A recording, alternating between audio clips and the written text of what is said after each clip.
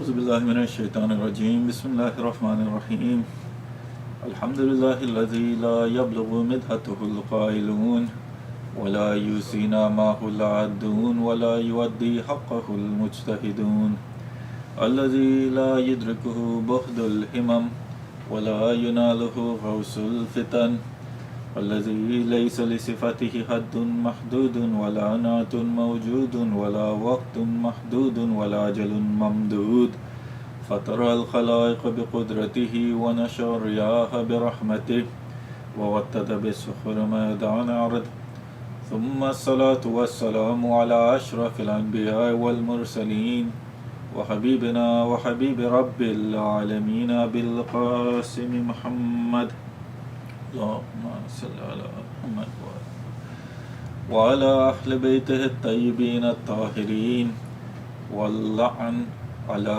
أعدائهم أجمعين من أول يوم ظلمهم إلى قيام يوم الدين أما بعد فقال الله سبحانه وتعالى في كتابه المبين وقوله الحق بسم الله الرحمن الرحيم كذبت قوم لوط المرسلين إذ قال لهم أخوهم لوط ألا تتقون إني لكم رسول أمين صدق الله العلي العظيم.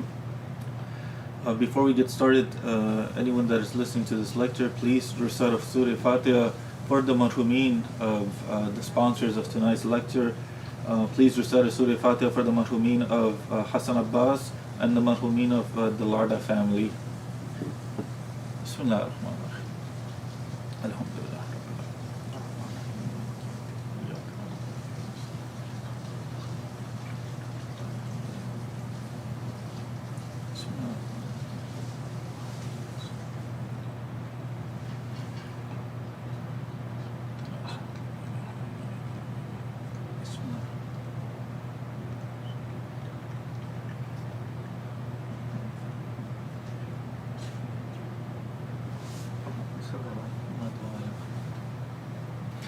Dear brothers and sisters, Assalamu alaikum wa rahmatullahi wa barakatuh. One of the prophets that all of the three major religions of Judaism, of Christianity and Islam speak about in their respective books is Prophet Lut alayhi salam. Surely the Muslims in the West have heard about Prophet Lut and what happened to the people he was sent to preach to, and living in this society, living in the West, where most people that are here, most of the society in the West, they're Christians. The Muslims no doubt have heard the story of Hazrat Lut alayhi salam from the biblical perspective. Also, there is a difference in Hazrat Lut alayhi salam's life. Basically, one incident that the Bible says Hazrat Lut alayhi salam did, whereas the Islamic books, whereas the narrations, they reject, or Islam rejects that incident with Hazrat Lut alayhi salam. But there's a difference between the way Prophet Lut alayhi salam he's depicted in the Bible and the way that he's depicted in the Quran. No doubt the main story is the same, but the incident with his daughters is not in Islamic texts and it's not in Islamic books. Inshallah, we'll get to that before we end the lecture, what I'm talking about and what the Bible, or how the Bible depicts Hazrat Lut alayhi salam. But to begin with, we're going to look at Hazrat Lut alayhi salam first and foremost through the eyes of the Quran, through the eyes of the hadith of the Ahlul Bayt, and then at the end we'll see what the Bible says about Hazrat Lut alayhi salam. But to begin with, Prophet Lut alayhi salam was the brother, and I had already said this before too, when we did the lectures on Hazrat Ibrahim alayhi salam, that Prophet Lut alayhi salam was the brother of Lady Sarah salawatullah alayha, who was the wife of Prophet Ibrahim alayhi salam. Lady Sarah and Ibrahim, they were cousins, and just as Ibrahim was descendant of prophets, so too was Hazrat Lut, and so too was Lady Sarah. We had already said that one of the reasons that Prophet Ibrahim alayhi salam, he cared so much for Lady Sarah, that he respected Lady Sarah so much, was because she was also a descendant of prophets. Sheikh Ali ibn Ibrahim al-Qumi, he has a narration that says that when Namrud Lanutah he told Ibrahim to leave his kingdom after everything happened between Hazrat Ibrahim and Namrud, he tells Hazrat Ibrahim to leave his kingdom. And Hazrat Ibrahim, he leaves with Sarah and Hazrat Lut alayhi salam. Lut at that time, the narration states that Lut was a young boy at that time, and after the incident with the other king who accepted Islam in the hands of Hazrat Ibrahim, we had already said after Hazrat Ibrahim and Lady Sarah and Hazrat Lut had left the kingdom of Namrud, they had gone to another city. They were going towards Balad Sham, and they had come across a city with another king in it. And Hazrat Ibrahim, he had made a casket, or he had made or a wooden casket basically for Lady Sarah to be in, and Lady Sarah was in that casket, and they were going with her. And on the way, when they get to this other city, the people that are at the checkpost, they ask Hazrat Ibrahim if he's carrying any wealth with him, if he's carrying any gold and silver, so it can be taxed.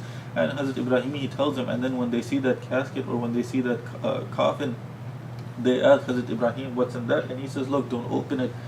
There's gold and silver. Like, ask whatever you want for it, I'll give it to you, but don't open that.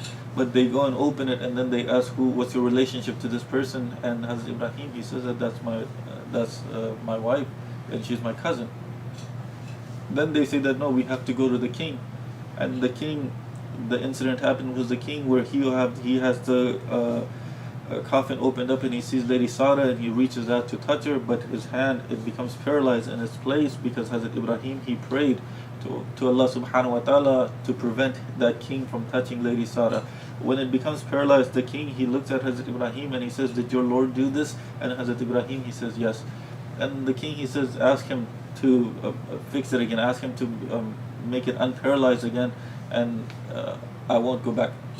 So when Hazrat Ibrahim, he prays, what does the king do after what's unparalyzed? He reaches again, and as soon as he tries to reach again, Hazrat Ibrahim, he prays again, and it becomes paralyzed again. And when it happens the second time, and this king, he asks Hazrat Ibrahim to pray to his Lord again, Hazrat Ibrahim says, I'll pray on one condition, and that condition is that it only and only becomes unparalyzed if you truly intend not to do that again. And the king, he said, that's fine. And what happens? It became unparalyzed, and after it became unparalyzed, this king, he had a lot of respect, profound respect for Hazrat Ibrahim. And at the end, he accepts Hazrat Ibrahim's religion. He accepts Hazrat Ibrahim to be sent by Allah subhanahu wa ta'ala. He accepts that Allah subhanahu wa ta'ala was the one true God. And before they leave this king's area, or this king's kingdom, what does this king do? He tells Hazrat Ibrahim that I have a gift for Sarah, and he gives her Lady Hajra. After this incident, after this whole incident, Hazrat Ibrahim alayhi salam, he leaves with now Lady Sarah, with Lady Hajra and Hazrat Lut from this kingdom and this king, and they journey, and they halted at a village that fell on their way, and it was situated between Egypt and Balad Sham. So Ibrahim, when they stopped there and they started living there for a while, Ibrahim, he invited to Islam all those who passed by from that area. And Ibrahim was already well known by this time. He was already a well-known figure, and the people knew that Namrud, Lanatullah alayhi, he tried to burn him alive, and he failed to do so. So when the people, they visited Ibrahim, he hosted them at his house, and Hazrat Ibrahim invited to Islam all of those who passed by that area. And Hazrat Ibrahim lived, the narration states that Hazrat Ibrahim at that time, he lived about 21 to 24 miles from the populated towns. And these towns, they had flourishing agriculture, and they had flourishing orchards, trees that bore fruits. And the people who passed through these towns, they plucked and consumed some of the fruits. And the natives did not like this trend, and were always thinking of a way to stop this. And inshallah, we're getting into why the people that Hazrat Lut alayhi salam was sent to God, why did these people, or how did these people start acting the way they acted. So when travelers would go past these towns, it wasn't just one town, it was many. Sodom was one of the main towns. But when people would go past these towns, when travelers would go past these towns, the people of the towns, they didn't like that they picked the fruits and they ate it, even though there was abundance. It was more than they needed. So because they didn't like it and they were trying to think of a way to stop this from happening, one day Shaitan, he came to them in the form of an old man, and he said that he can teach them an action that if they practiced it, no traveler would ever dare approach them, or no traveler would ever dare approach this town. And they asked, what is it? And that's when Shaitan, he tells them that whenever a person happens to pass through this town, whenever a male person happens to pass through this town, you should have intercourse with them. You should have intercourse with them forcefully, and you should confiscate everything that they own, all of their belongings. And then what happens is, a young man, he appeared in the town, and people caught him and they sodomized him. They enjoyed that evil act so much that they started having relations amongst themselves. They left the women, the men, they left the women, and they just started having relations amongst the men. And inshallah we'll get at the end too, because Amir al-Mu'minin, he says, when they asked him, was it everyone? Amir al-Mu'minin said, no, it wasn't everyone. It wasn't everyone. There was a portion of them that were engaged in this act, in these actions. It wasn't everyone. And then the question is asked, then if it wasn't everyone, then why was everyone punished by Allah subhanahu wa ta'ala? Inshallah we'll get to that at the end. But what happens is, when Shaitan teaches them this, the men, they start keeping with the men, and they leave the women aside. And later on, Shaitan, he comes back as a woman, and he tells them in the form of a woman, and he tells them, look, all of your men, they've left you alone. You should start doing the same thing amongst yourself. And that's when the women, they started doing the same thing amongst themselves. And the narration says that the men, they joined with men and became needless of women, and the women, they had relationship with themselves, thus becoming needless of men.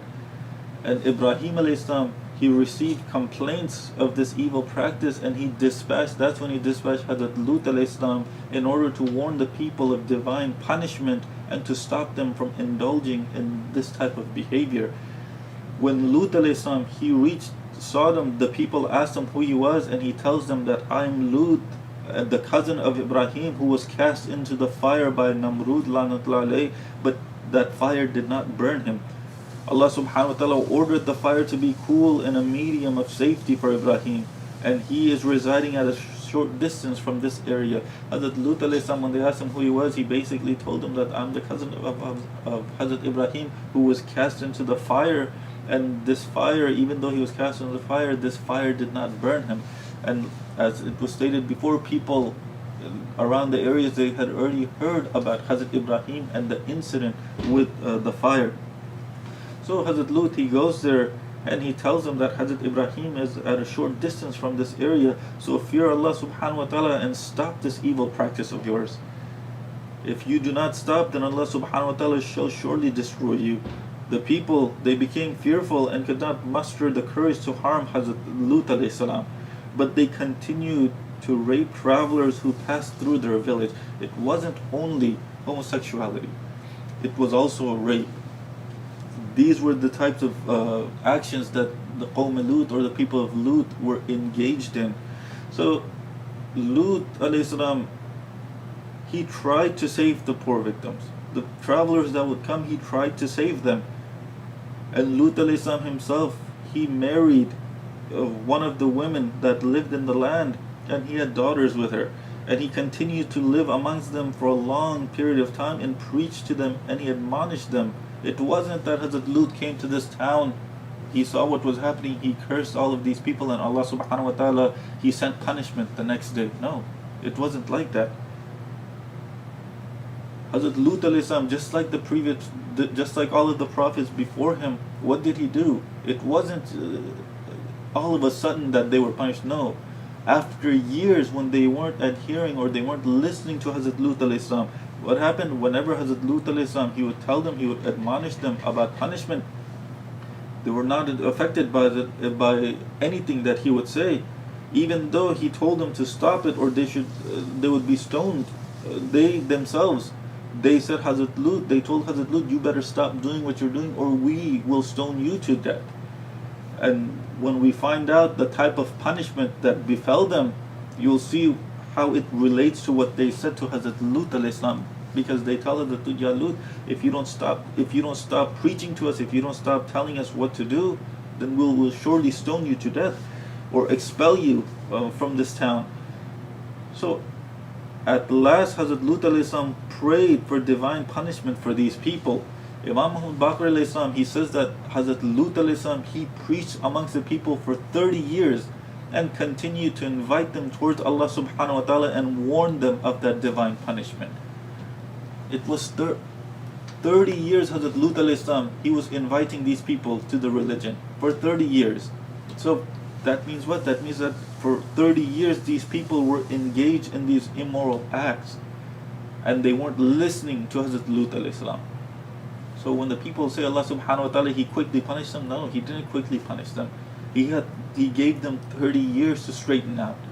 When they wouldn't straighten out, that's when Allah subhanahu wa ta'ala punishes them. And that too, how does he punish them? We'll get to that in a bit, inshallah. But Lut alayhi salam, they say about Hazrat Lut that he was a generous and kind person. He was very hospitable towards his guests and he gave them refuge from the mischief of these people. When the people came to know that Hazrat Lut alayhi salam, he had visitors, they would come to Hazrat Lut alayhi salam's door and they would say to him that, have we not warned you against lodging guests in your house? Did we not already warn you, Lut, that you shouldn't have guests in your house? If you don't desist, we shall insult them and insult you before them. And this is exactly what they were doing. And whenever Hazrat Lut alayhi salam, he had guests, he used to hide them from the villagers. He would try his best to make sure that the villagers didn't know that he had guests in his house. But there was someone within the house of Hazrat Lut alayhi salam that was informing the villagers that there were guests that were in his house. And inshallah we'll get to that too. But it was for this very fact that they had threatened Hazrat Lut alayhi salam. It was for this very fact that Hazrat Lut alayhi salam did not have any relatives or tribesmen staying with him in the town. It was for this fact because they had threatened Hazrat Lut alayhi salam that they were going to violate whoever comes and lives with him.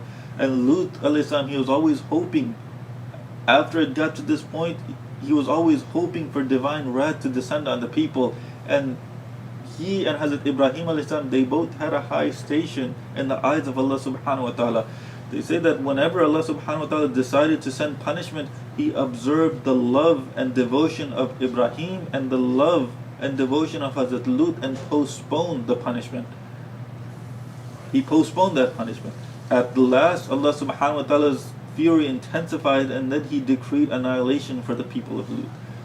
So Allah subhanahu wa ta'ala wanted to punish them before, but because of the constant praying of Hazrat Lut alayhi salam and the praying of Hazrat Ibrahim, it was stalled. And one day, what happens when Allah subhanahu wa ta'ala himself, he said, that's it, they're not going to straighten out. One day, Hazrat Ibrahim, he was preparing to entertain some guests at his house when there came to him 4 visitors. The visitors, their faces, the narration said that their faces, they were wearing turbans and their faces were covered and they resembled human beings. So they come to Hazrat Ibrahim alayhi salam and they saluted Hazrat Ibrahim. Hazrat Ibrahim alayhi salam, he informed Lady Sarah that they had 4 more visitors to get something ready for them to eat, to prepare something for them to eat. And Lady Sarah, she says that we have nothing except for a calf. And the calf, it was slaughtered and it was brought to Ibrahim. She cooked the calf and it was brought to Hazrat Ibrahim alayhi salam. And the Quran itself, it mentions this incident with Hazrat Ibrahim in Surah Al-Dhariyat. You'll see the story of Hazrat Lut in many places of the Quran, but you see it continuously in Surah Al-Dhariyat. A major portion, a majority of that story is in Surah Al-Dhariyat, and it starts from this where Allah subhanahu wa ta'ala, these 4 angels, they come to Hazrat Ibrahim alayhi salam in the form of human beings. And what does Allah subhanahu wa ta'ala say? هل أتاك حديث ضعيف إبراهيم المكرمين. Allah subhanahu wa ta'ala says, has the story reached you of the honored guest of Ibrahim alayhi salam? Is دخلوا عليه فقالوا سلاما. When they entered his residence, when they entered his presence, they said salam, And he replied, قَالَ سَلَامٌ قَوْمٌ مُنْكَرُونَ. He says, Hazrat Ibrahim alayhi salam, he replies again, he says, wa alaikum salam, peace be on you too, a strange people. Then he turned aside to his family secretly, and he brought a fat roast or a fat calf. So he brought it near them, and he said, what will you not eat? When Hazrat Ibrahim alayhi salam, he put that calf in front of them, they wouldn't move their hands and they wouldn't eat it. So Hazrat Ibrahim alayhi salam, he says to them, you won't eat. And the narrations, they state that they told Hazrat Ibrahim that they're angels that are sent by God.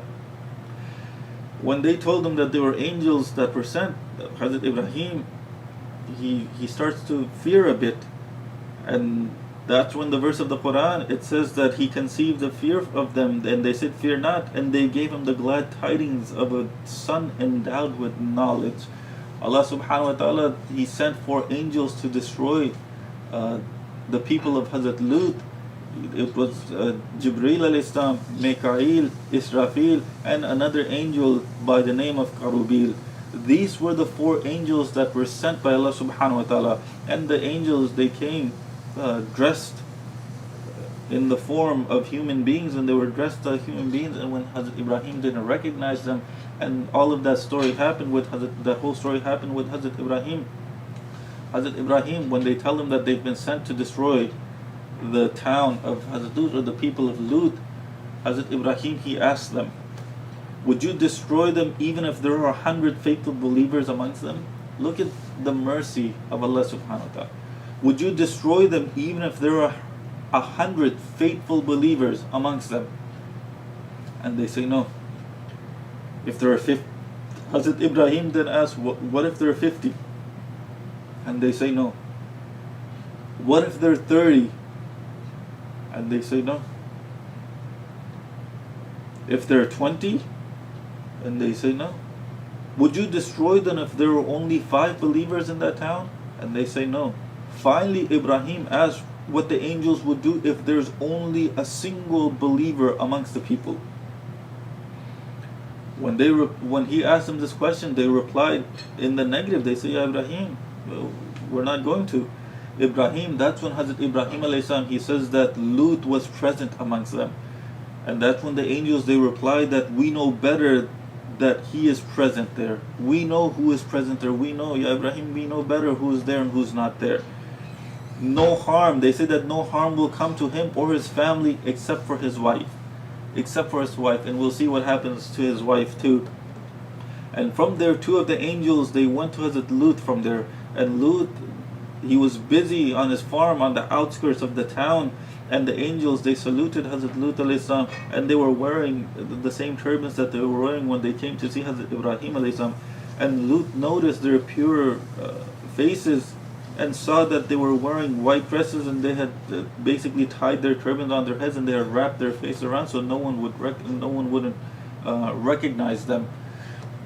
So when he saw these people, he asked them where they're going, and they said that our king has told us to go to that town.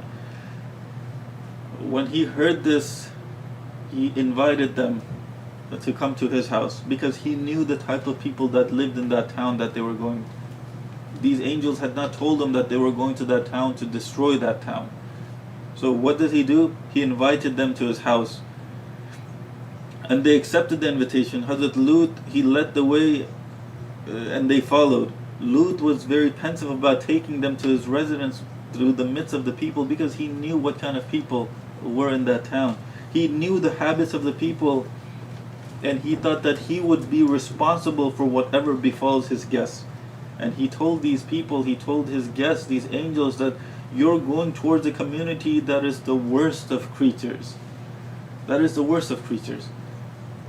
It's been 30 years now that this community is engaged in that act. It's been 30 years.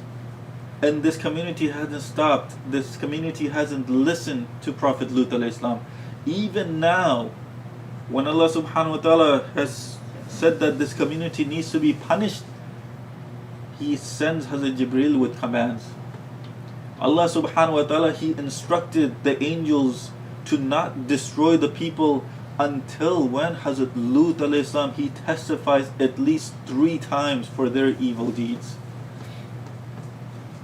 Allah subhanahu wa ta'ala, before he even destroyed the people of Lut, he had testimony. From whom? He had a testimony from the Prophet that he sent to these people. There was still time for these people to come to the path. But no, they still didn't come. So what happened? Jibreel alayhi salam, he says that was the first time, or that was the first testimony. After walking for some time, Lut alayhi salam, he addressed them a second time, and he says that you are walking towards the evilest of creatures of Allah subhanahu wa ta'ala. And this was the second testimony. Then Jibreel says that when we reached the gates of the city, Lut uttered the same words again. And now this was the third testimony. Now Hazrat Lut alayhi salam has testified 3 times that these groups of people, the people that live here, they engage in this abominable action which is detested by Allah subhanahu wa ta'ala, which is detested by the Prophet himself. So now that he's testified 3 times, they knew the punishment would happen now. So what happens? They entered the house of Hazrat Lut alayhi salam, and when his wife saw the handsome man, she rushed to the terrace and she clapped her hands. The wife of Hazrat Lut alayhi salam, she was married to Hazrat Lut, but she didn't engage in that practice. But what did she do?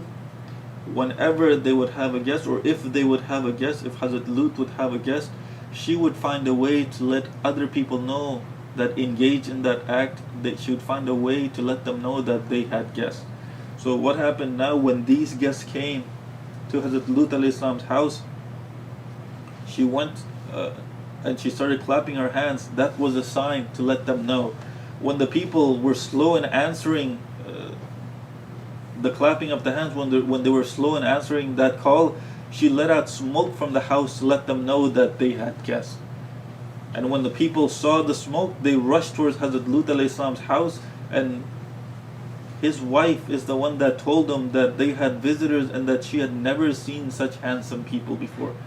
And they tried to force themselves inside, but Lut alayhi salam, he resisted the attempt.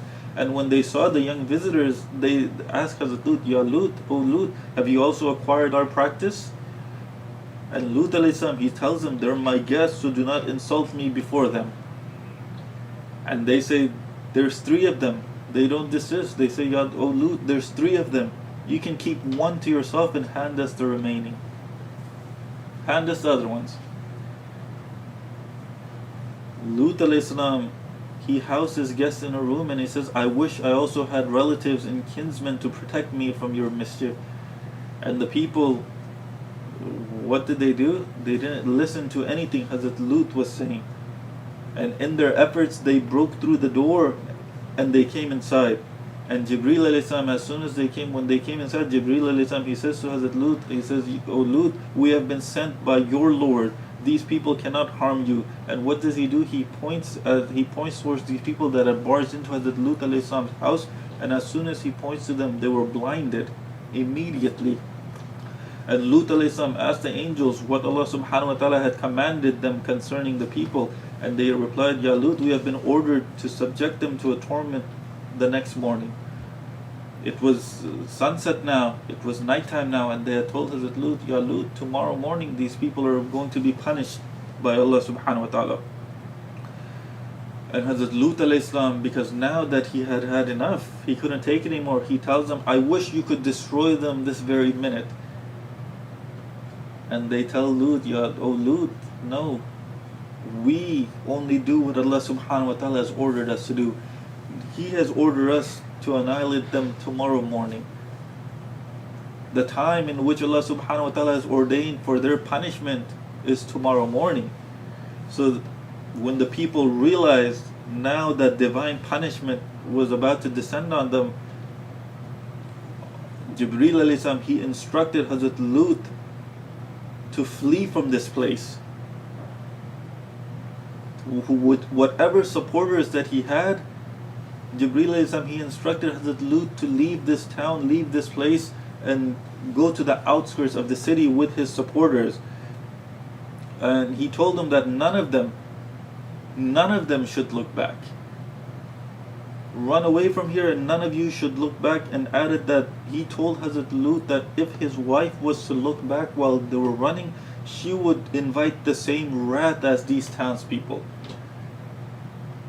And the narration states that there was a scholar amongst the people of Lut alayhi salam, and he told the villagers that the wrath of Allah subhanahu wa ta'ala was upon them, as repeated by Hazrat Lut alayhi salam.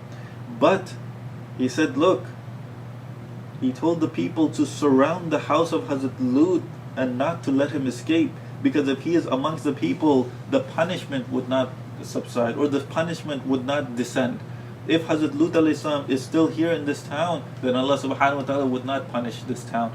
This scholar, he knew, he himself, he says that if Lut is here, Allah subhanahu wa ta'ala, the God of Lut, will not punish this town. He knew that as long as this Prophet is here, he would not punish this town. Even though he's a scholar, he refrains from accepting Hazrat Lut alayhi salam as Prophet.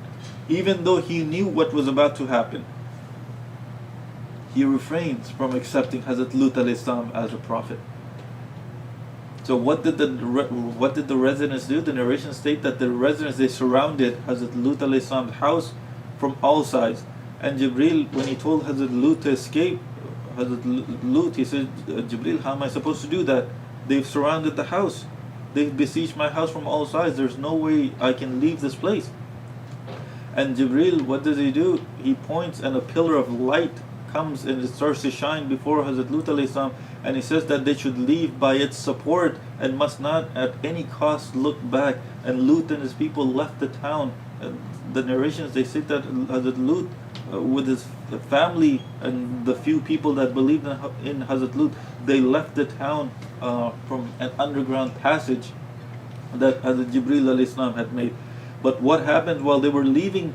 His wife looks back. Hazrat Lut alayhi salam's wife looks back, and that's when Allah subhanahu wa ta'ala drops the stone upon her, killing her instantly. She was told not to look back. They were all told not to look back, yet she disobeyed. 1. 2. It was this wife of Hazrat Lut alayhi salam, whenever Hazrat Lut would have guests, she would run to the villagers, she would run to the townspeople, and she would constantly tell them, she would always tell them that they have villagers. They have villagers, or they have guests at their house. So what happens? The next morning, when the sun rose, each of the angels that were there, they left the city by the different directions, and they dug the ground around the city, and they lifted the town which was in the center. It was raised, and the whole city was then turned upside down, and it crashed on its own inhabitants. The angels, they raised that city, they dug around the city, they raised that city, and not only did they raise it, but they basically crashed that city back down. And the inhabitants, that's how they were dying. And Allah subhanahu wa ta'ala, that wasn't it. Allah subhanahu wa ta'ala rained on the inhabitants fiery stones, and that's how they were completely destroyed. Then stones of fire, they were rained down upon the people of Lut, and because of that there was no trace of them left behind. Imam Jafar Sadiq alayhi salam, he says that no one considers the act of Lut's people halal, but Allah subhanahu wa ta'ala kills them with a stone from the stones that rained on the people of Sodom. But the people, they're unable to see this stone.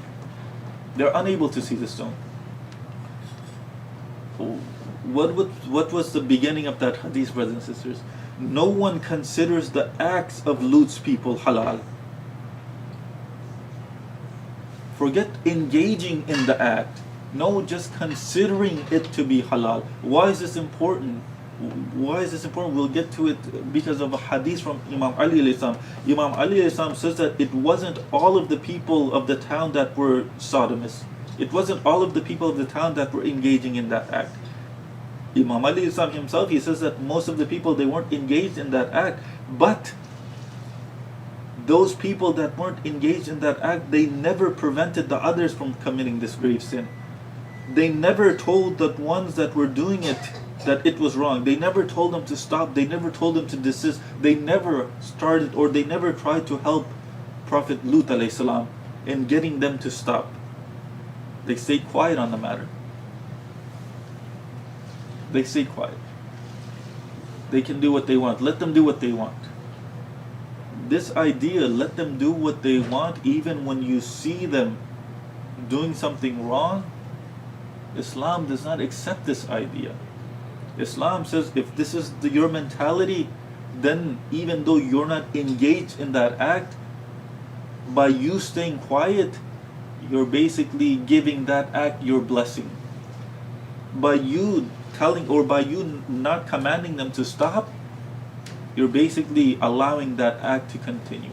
Meaning that every individual needs to do what they can. When they see some haram act happen, they need to do what they can to stop that act from happening. If they can do something physically, then it becomes necessary for them to do something physically.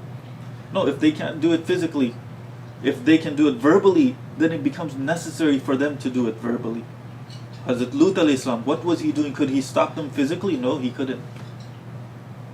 But what was he doing? Because he couldn't stop them physically, he was trying to stop them verbally.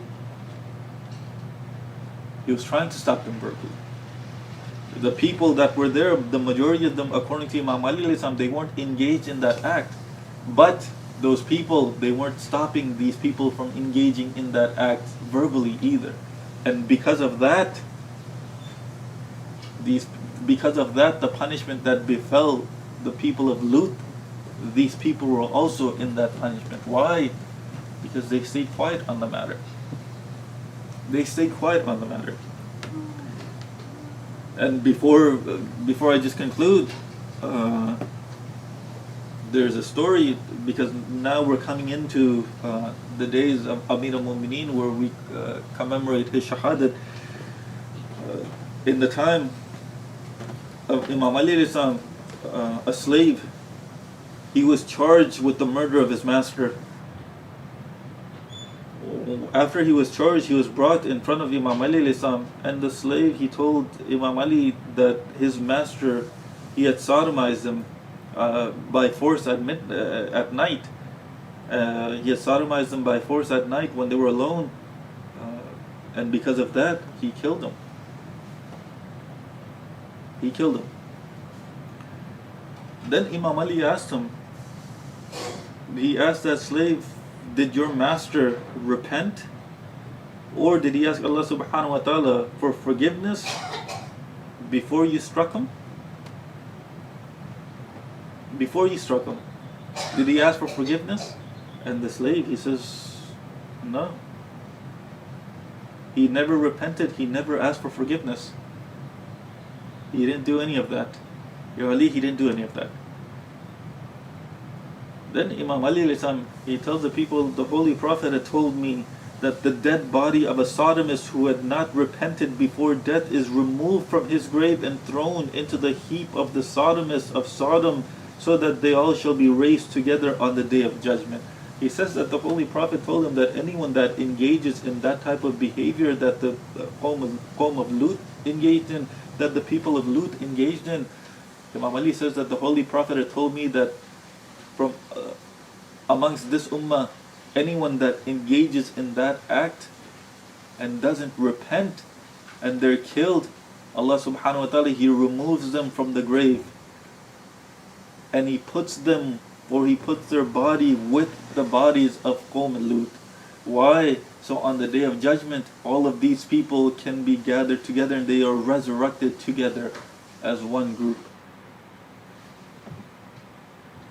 When he said this, the people, they went to go see the grave of the master that was killed, and when they dug that grave and they opened it, they don't see the body in there.